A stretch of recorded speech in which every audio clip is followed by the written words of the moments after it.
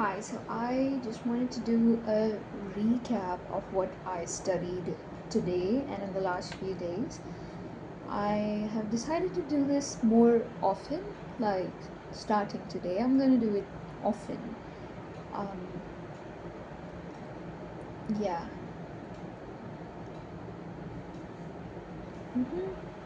Oh no, no. Alright, so by the way, I got this vanilla hyphen lip balm, peptide lip balm, vitamin infused peptide lip balm, and it's brilliant. It's delicious. It's delicious. It's got vanilla flavor. It's amazing. Now, I studied history today, and I went on a trip to um, temples today. But I studied when I was in the car. Um, and yes, my cousins did try their best to distract me, but I did like do at least how many pages I studied at least like 27 pages or something. Yeah. And I'm gonna be sharing a lot. Please um do not think that I'm going crazy. I mean, you can think I'm going crazy. That's fine. Yeah. So I studied about um, approaches to history of modern India.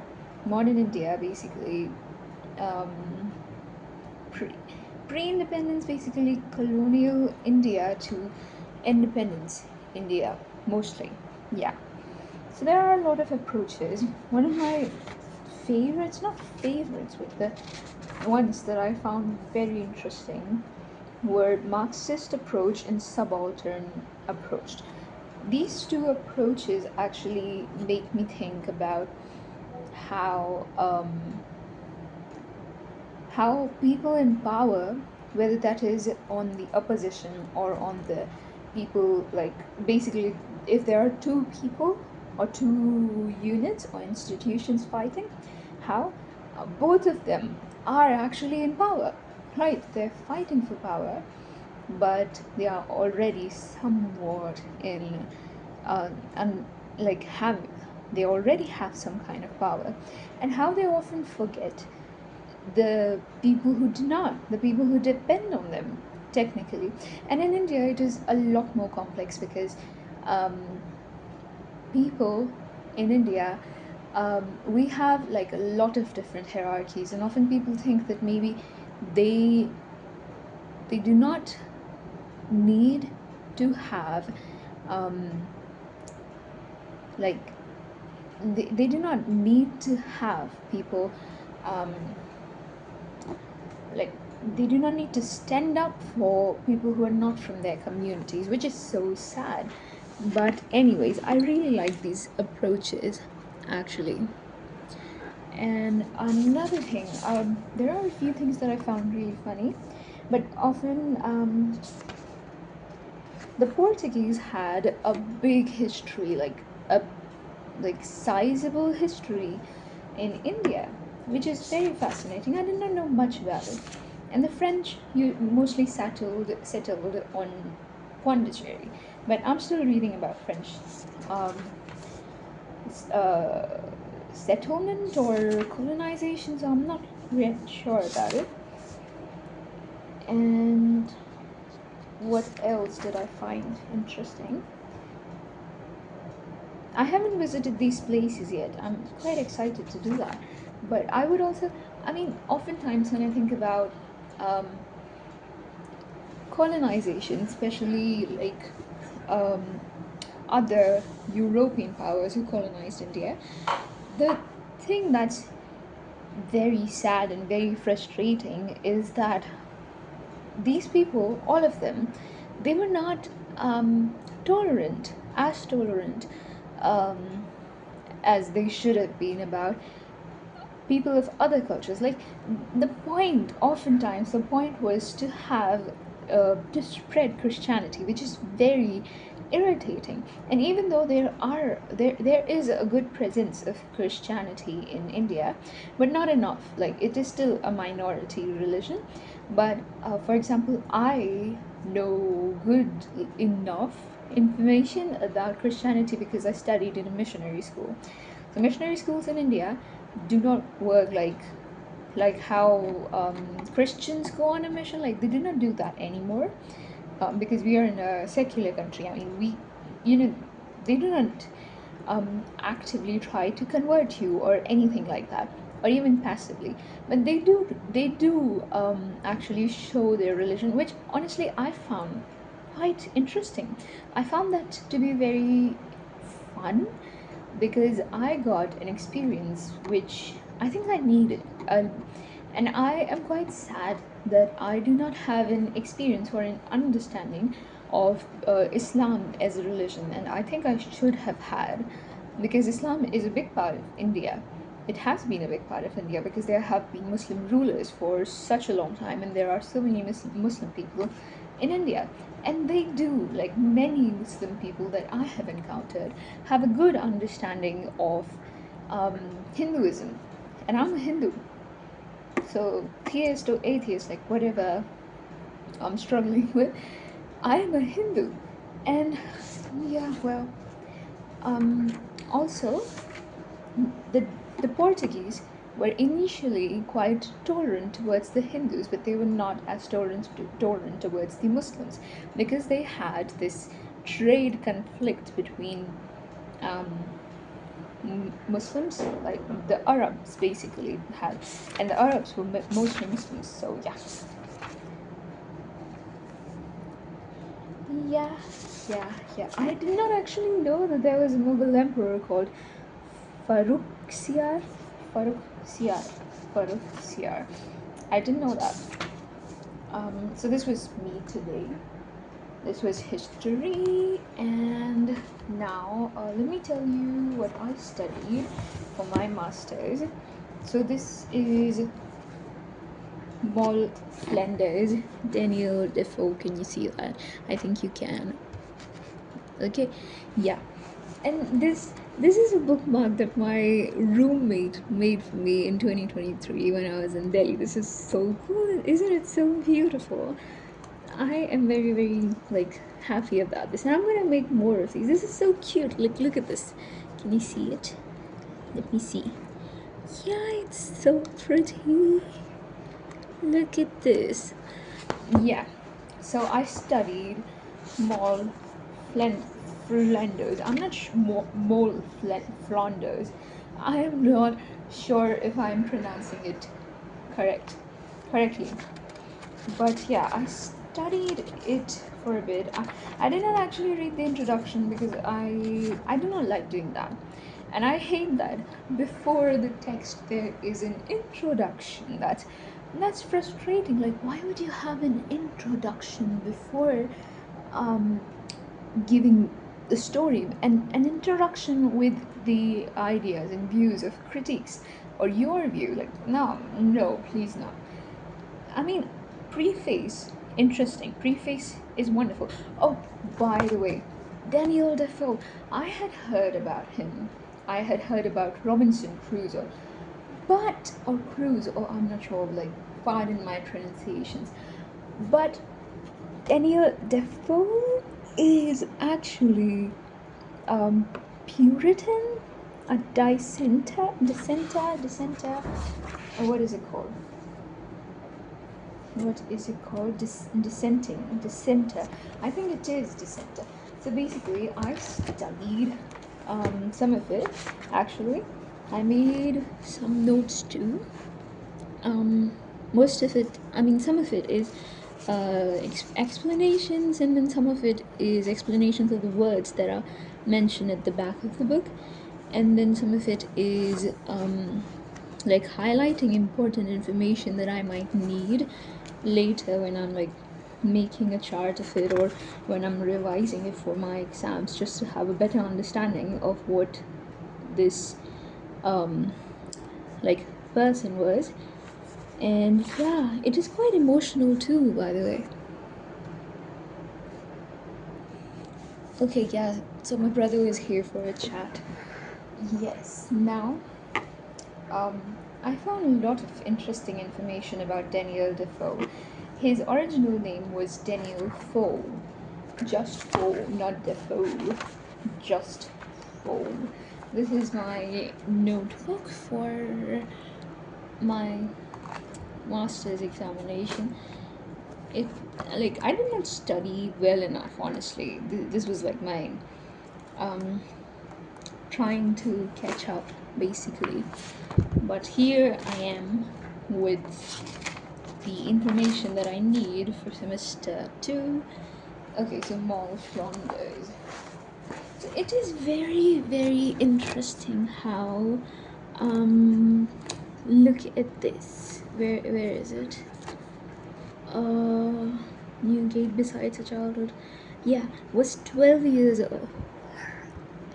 Like, I am not sure how, like, why, if so the problem is, so I know a little bit about the Puritans and, I guess, like, and their ideologies, but the thing is, why was their like expectations with women so high? I mean, I'm not sure yet what Maud Founders is like I'm not sure what she has done, but I am 100% sure that she has, like it, the backstory, her history that I have read until now is sad. It is not a story that honestly you would like to start with. And I don't know, like, she's, the way it is written, I mean, this word is, um let me show you again if you're able to understand. This word, this word, this word, this, yeah, I'm not sure. I think maybe at that time it wasn't as, um like, insulting or degrading. I am not sure. Maybe it was. It should have been, honestly.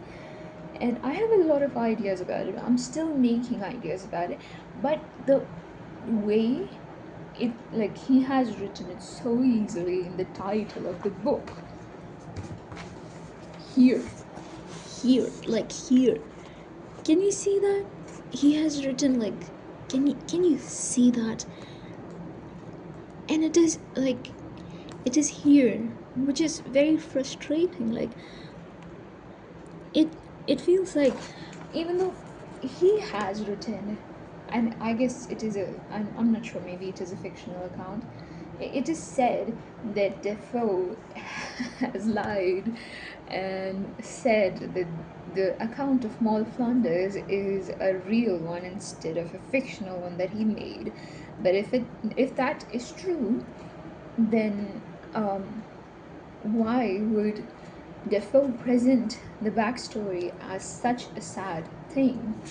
And yeah, I made some notes on my commentary and opinion also. Oh, also, gust and palette. This is a phrase, yeah, that I found in the preface of Moll Flanders. Gust and palette. So basically, he was saying that, he's not sure if it would fit the gust and palate of the readers. Oh, gust means taste, so taste and palate, which is cool, interesting. Alright, so I had, yeah, so yeah, the question that I had just now is what I have written there, if you are able to read it. Now, next. What is next? What is next? What is next? Okay, I am gonna tell you something. A secret, if you will. This is a secret, so I am going to, like, tone myself down so no one in my family hears about it. But all of that studies, it is there, and I am working hard on it, for the purpose. But I have another backup, which I think is also very plausible, is to re-enter medicine. Medicine is to re-enter medicine. Do not tell anyone. Do not tell anyone. And if you recognize me, do not tell anyone. Do not ask me. Do not. Do not. Okay. So yeah, this is basically my revision list for phycophycine, aka brown algae. Habitat is mostly marine. Types of form, I do not remember that. Maybe I should look it up. And I studied about it here. This is like a PYQ book that I have. But it is not like it. The PYQ is old. This is old actually. Um, this is old. Let me show you. I have a way of going about these. So my idea was to like read the questions and read about the chapters, but I was not really able to study as much because it was late at night, and I do not know why I always start at the end of the day, like towards the end of the day. In the morning I am studying and I'm trying to study, but I am not sure why I'm only able to get like 1 to 2 hours, and most of my hours are towards the end of the day, and then I get frustrated that I do not have enough time. I have to sleep, I have to wake up early, and even if I'm not waking up early, my parents are going to wake me up at a particular time. So yeah. So my zoology, no, not zoology, botany teacher from 11th grade, when I was doing coaching at Akash, shared this method actually, and I did not really like it because I was like, what am I going to do when I have to revise these questions? But that was another point. So see, look at what I am talking about here. So this is the method that my teacher had told me, and this is the method that I did, which is basically just like, if I get the question right, I just tick the question number. If I do not get a question right, I do not do anything. So like, it is visible to me which ones are ticked, because I tried ticking the wrong ones or the ones that I wasn't sure about, but that didn't work for me, because then I would end up thinking that these are the right ones, the ones that I ticked. So yeah. And then now it has been so many times that I have read it, and I mean, I did fail in the medical entrance examination, but I'm sorry for this camera being so shaky. The tripod is not very stable. It's my hand. So yeah. Oh, what do I do about this? How do I stop it being from shaking? Yeah. Is it better? Yeah, now. So my sir, biology teacher, advised that anytime you're like doing these MCQs, you dissect them, you open them up. So this is what I did. So here, mannitol is reserve food material that is being asked, right? Reserve food material. So I knew that mannitol was used in brown algae as a reserve food material, but I did not know which one is brown algae. And this is such a common question that comes in NEET, which is like, I really like it. I really like such kind of questions. I really like them. I'm not sure why. I always get them wrong, but I really like them. This is me in biology. I get so many things wrong in biology, and I still end up liking it. So yeah, I did this. I dissected it based on the question. I did not dissect it further, but I did dissect the question, main idea. So they're basically asking about brown algae. What is brown algae? So I got this. I got this to like show basically.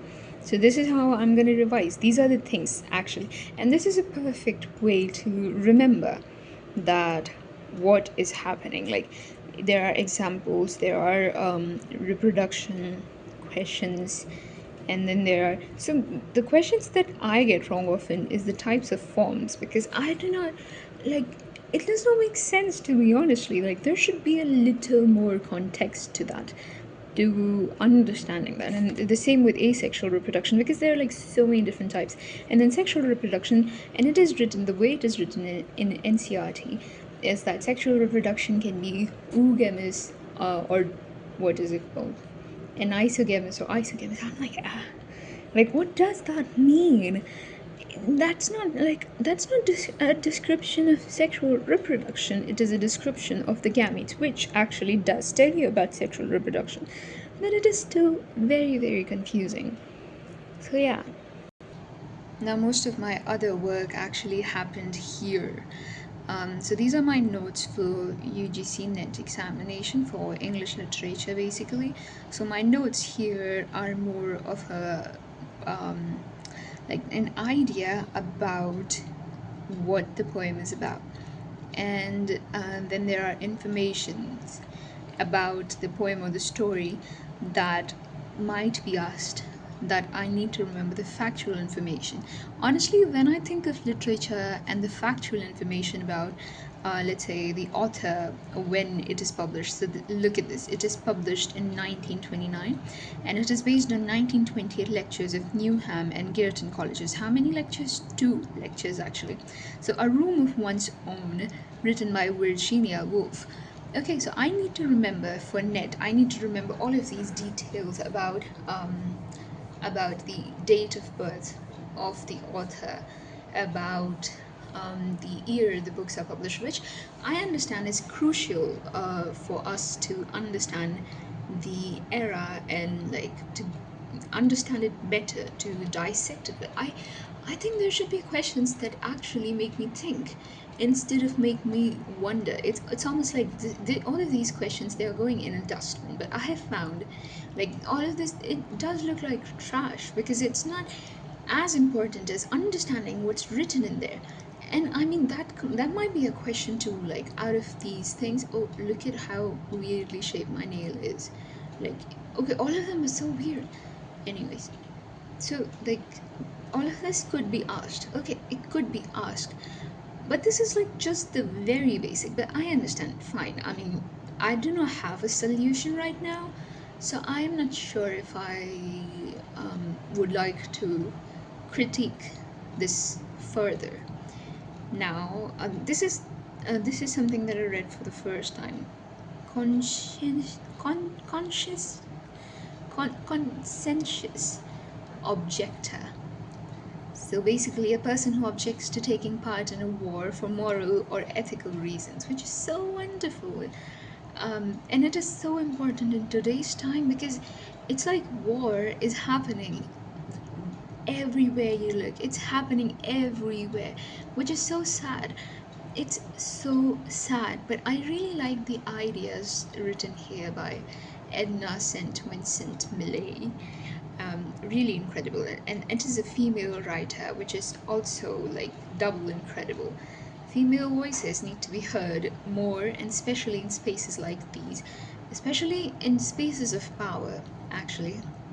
So here, um, she states that she shall die, but that's all she shall do for death, showing resistance to not taking part of the cosmic design, but death as a consequence of men's mindless actions and mindless wars. So it is wonderful to accept that. It is wonderful to accept that death can happen either way, which I think is something that's missing from our conversations nowadays. And yeah, this is the poem, or poem, or poem. I didn't know. So this is it, and then there's Sons and Lovers, which is classic, honestly, a classic trope, you could say, of like what is it called, mama's boy. Yeah, a man so emotionally attached to his mother that he's unable to form any relationship with any other woman, which is very interesting.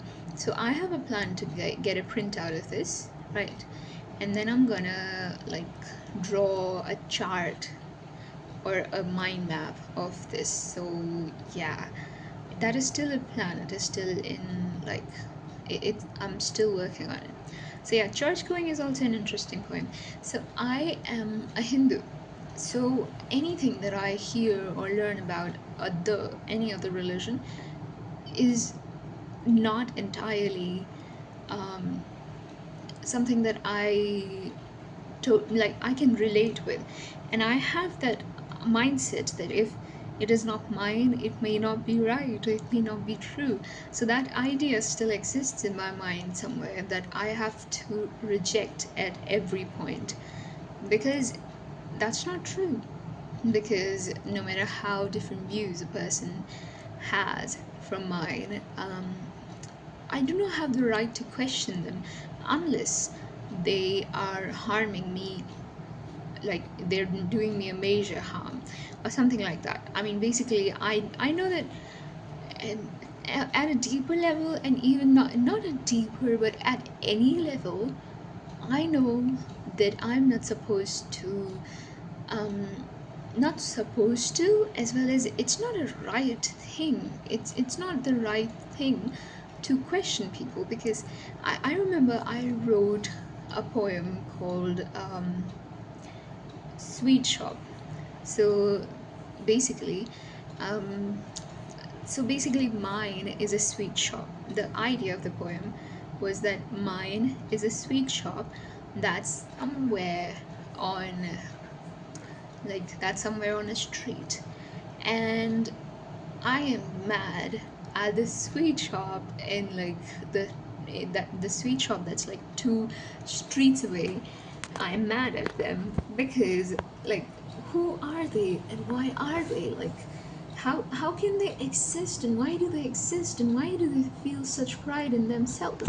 Like, do you not see the like do you not see the what is it called, similarities between that and religion, thing that I was talking about before?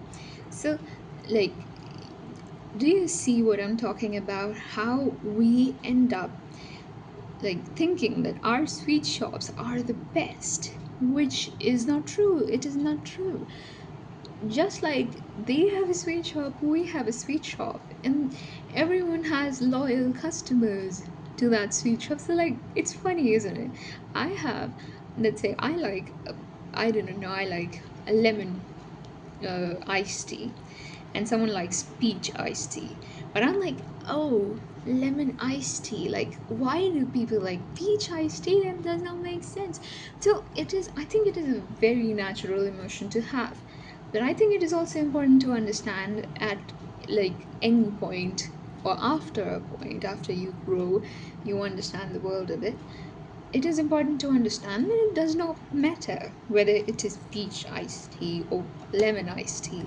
Each of them have their own flaws and their own good points.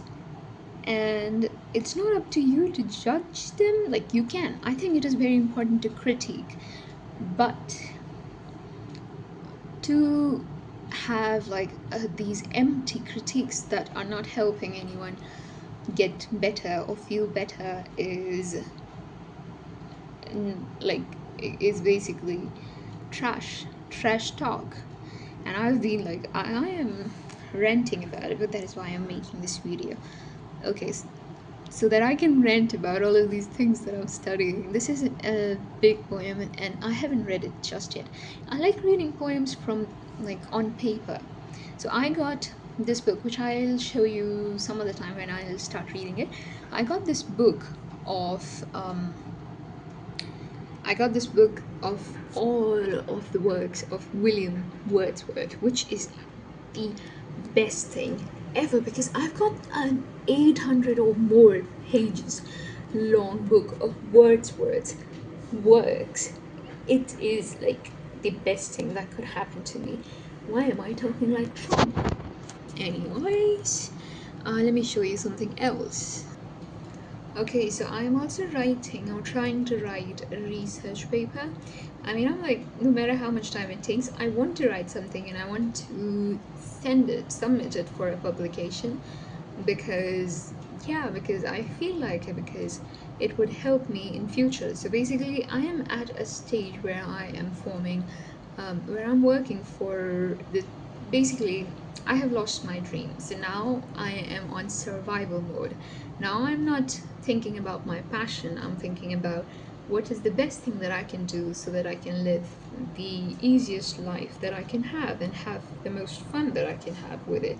So yeah, that is why I want to write an article, and I have found a perfect reason for that, which I'll show you some other time. Oh, what is this? Okay, I had done. Okay, so this is also pretty cool actually. And okay, is it based in Kantapura? Yes, Kantapura. It is also like one of my what is it called? Like it's a part of my syllabus. Where is it for? I think it is this one. No, it is not. But yeah, there was something. Neither is it this one. But basically, I had read. Oh wait. So yeah, basically, um, I found a perfect angle about my paper that I will discuss with you later when I am done with it. But it is a very important social problem in India that needs to be talked about, that is still existing from like the book Inside the Haveli, written by Rama Mehta, who, by the way, was an IFS officer, but she quit her job because she married, because she got married. So that is not, that is so, I mean, I'm not sure, like, it might have been her idea or it might not have been her idea, but it feels so sad thinking that um, how women do actually lose their jobs when they get married or when they have children. Like it's almost like um, the standard of perfection or the standard for whatever it is in life is to be a man, which is very frustrating. Like, why? Why? Anyways, um, so yeah, it is an important social issue, and the book is based in Udaipur, Rajasthan, and it is based in 1950s or 60s, I am guessing. And since then, this like we have come very far, but not far enough. I believe in India, India has come very far, but not far enough for me when I see so many things happening. I mean, I have a lot to talk about it, and I will after I publish my paper. So, wish me luck. Okay, wish me luck, wish me luck, luck, luck.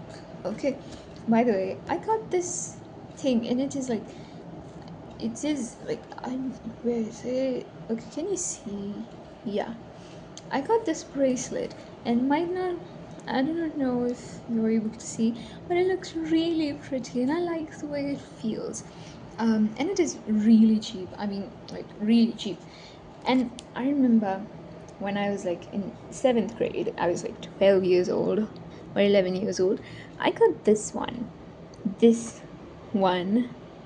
from outside a temple in Vrindavan, the same way I got my new one today.